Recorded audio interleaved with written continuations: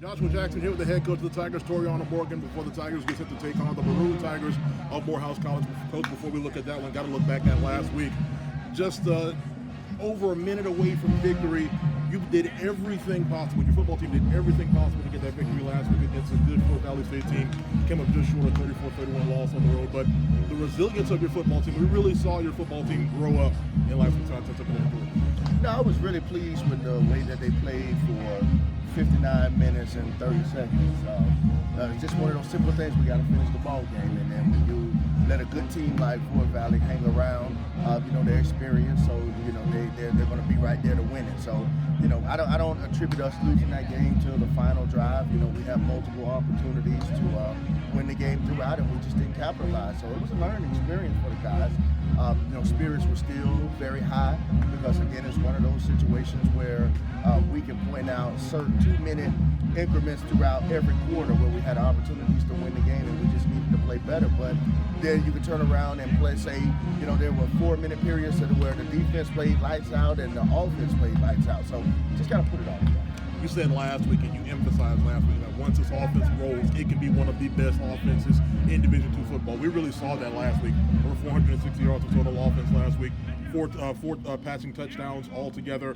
Your quarterback over 360 yards passing. 2 100-yard receivers last week. Nathan Rember had a tremendous ball game. Once this offense gets rolling, it can be one of the best in the country.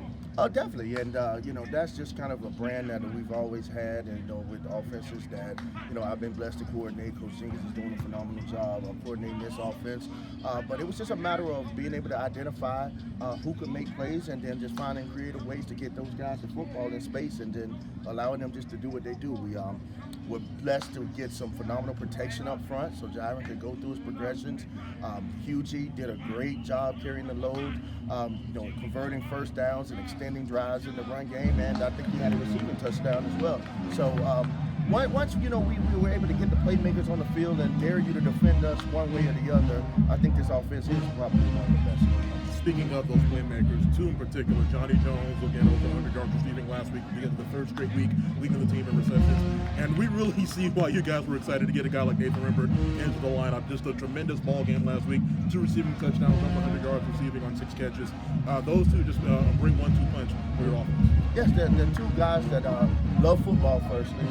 They understand exactly what we're trying to do, and we don't complicate it. We just get them into space, try to get them to football, and just allow them to do what they do, be football players. So we're blessed for them to make some explosive plays, keep drives moving, and then turn those routine catches into points. I think between the 2 of them, they may have set up 3 of the scores that we had. So it was fun to watch them, and we're just hoping we're just scratching the surface with them. Both of them are still young guys. One's a freshman, one's a redshirt freshman. So the future's much bright for these guys on this side of the On the other side of the football, how about the play of your defense? They lived in Fort Valley State's backfield last week. They held a good rushing offense for Fort Valley State, a top 5 rushing offense in the SIAC, just 86 yards rushing. You talked about them understanding and becoming more comfortable with Coach Mike Finoga's defensive scheme. They are really grasping it now, and it's only going to go up from there for these guys. Absolutely, and the one thing I was happy to see about it is they took the Benedict loss personally. So they came back, especially I would be remiss not to mention the play of the defensive line. In part, James Gary had a phenomenal game.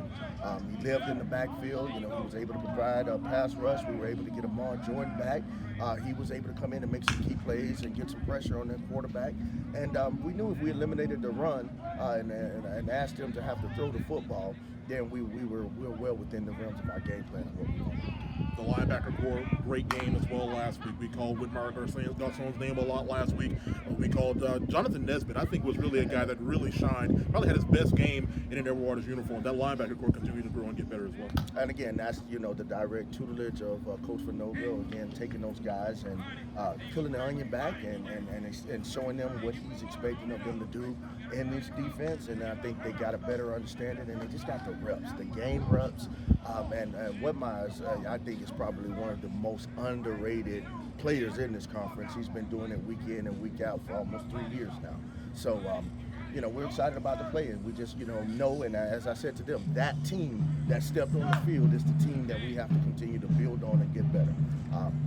We'll turn the page coming home this week to take on the Maroon Tigers of Morehouse College, a well-traveled Maroon Tiger squad. They opened the season up in Canton, Ohio. They played Howard a couple of weeks ago up in Washington, D.C. Just last week played up in New York in their SIC opener against Albany State, a tough 24-14 loss for Gerard Wilson's ball club. But despite the fact that they're 0-3, that's not for lack of effort. That's a solid ball club that Gerard Wilson has, a young ball club, but they're going to be coming in ready to try to get their first victory here in Jacksonville. What are your thoughts on Gerard Wilson's ball club as they come to Jacksonville?